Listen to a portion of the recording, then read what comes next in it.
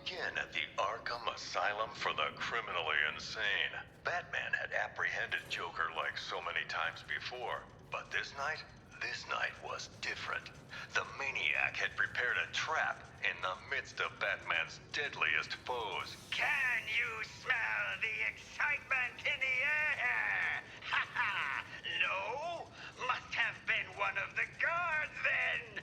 Croc, old boy. Is that you? I've got your scent, Batman. I will hunt you down. Joker spraying nearly every killer in Arkham. Don't like to think about it, but at least I made it out. Great night for a party! Some party. Batman was able to thwart Joker's schemes, but the seeds of evil planted that day would only grow.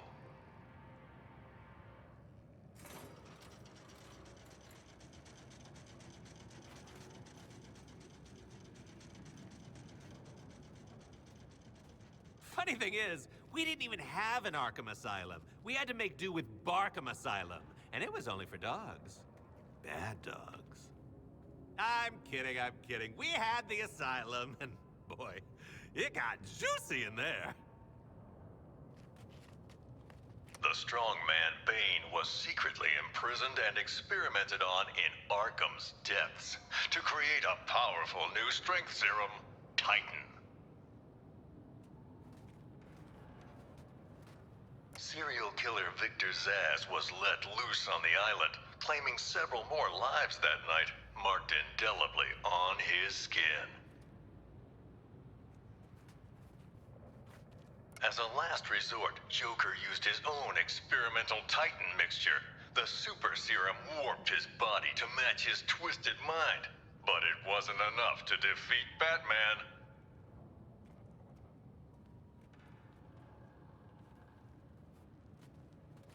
Harley Quinn. Once a promising young psychiatrist, she returned to the asylum to terrorize it as Joker's sidekick. If she was just the sidekick, your Joker's getup must have been skimpy. Me? I don't lace my corset that tight. Need room to laugh.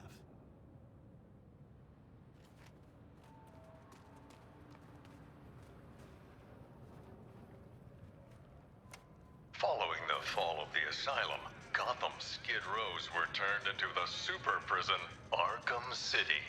An urban hell, where the only rules were made by the villain ringleaders and their gangs. I know, I was on the ground, and so was Batman. The only way to get by in this place is to get ourselves some respect. Fear! That's how we get respect. Show them all how we do things. If you pick the right side and then piss off the boss, you were set.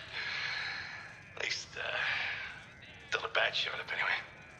Bring out the defendant! You certainly know how to keep a girl hanging, Harv. Court is in session. Grab him and cut him in two! Batman cleaned out Arkham City. Two-Face, Penguin, Ra's al Ghul, even the Joker. Batman's nemesis died poisoned by his own chemical compound. A tragic irony.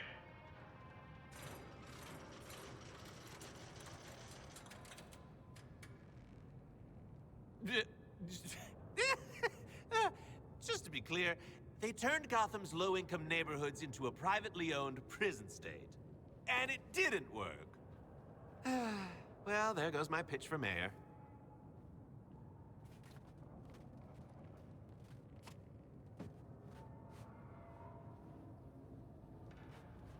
Professor Hugo Strange was the madman pulling the strings behind Arkham City. Intending to destroy the prison and its inhabitants, he instead died within its walls. Ra's al Ghul, head of the League of Assassins, was obsessed with making Batman his successor.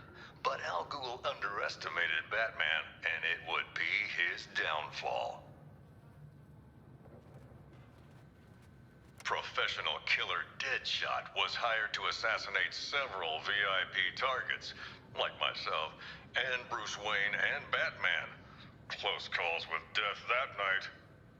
I love this take on Deadshot. Very problematic. Talia al Ghul, once second in command of the League of Assassins. Sadly, the spark between her and Batman was extinguished at Joker's last stand, along with her life. Victor Freeze, this brilliant but cold scientist, would do anything to protect his wife Nora, whether that meant opposing or aiding Batman. Jarvis Tetch, the Mad Hatter, a real head case. A hypnotist fixated on fantasies. The only thing he sought more than his Alice was to control Batman.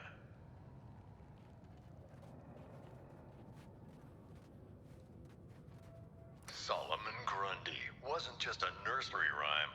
Penguin discovered this legendary monster under the Iceberg Lounge and put him to use as rancid, undead muscle. Basil Carlo, Clayface, worked for Joker, impersonating the criminal mastermind who hid behind the scenes. Quite the performance. And his last.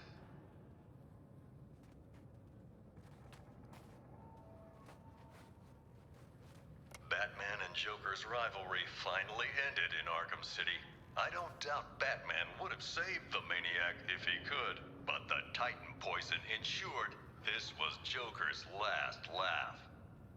Wow. This is very existential for me. I always wondered what I'd look like dead. Answer? Waxy. My Batman never held me like that. Maybe I went overboard on the chloroform?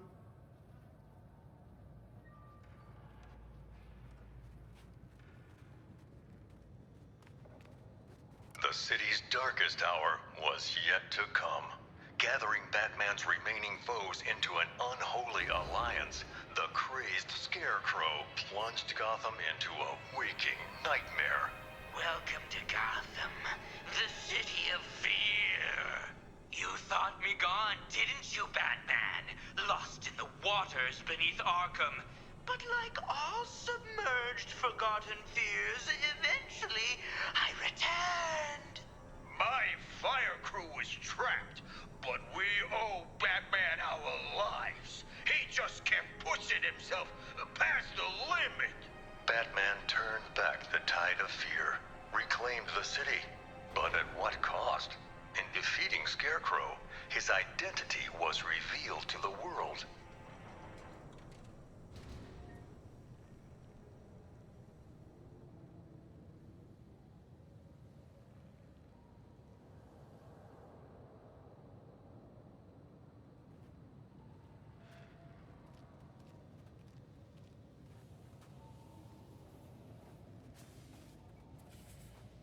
Scarecrow?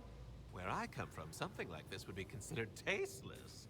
Whereas here, it's for kids. In the end, Ivy was more plant than person, yet she chose to help the people of Gotham. She sacrificed herself to neutralize Scarecrow's toxin clouds with plant life.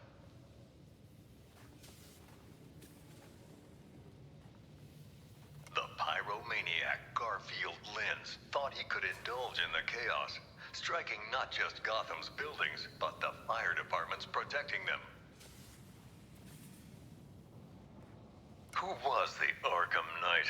The mysterious figure seemed to aid Scarecrow, but vanished after his defeat.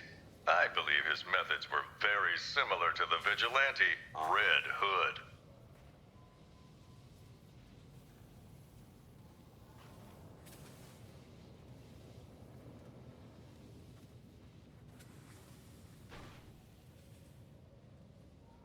As always, Edward Nygma forced Batman to participate in his riddles, even capturing Batman's sometime ally Catwoman as incentive.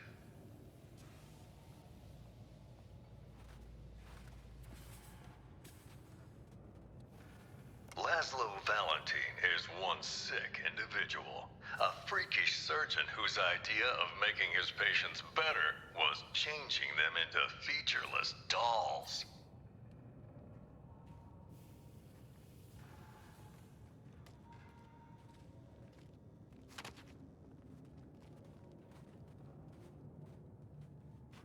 Several years after faking his death, Bruce Wayne finally returned, drawn back to the light by the metahuman superheroes from Metropolis.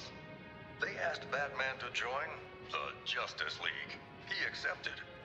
And so, the story of Bruce Wayne, the Batman, continues, far from the mean streets of the city that made him.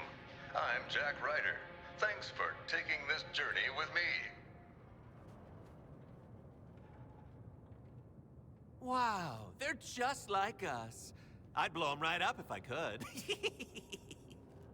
Wait, that's it? No more backstory? No more jingles? Tell me there's a gift shop? I want a pressed penny.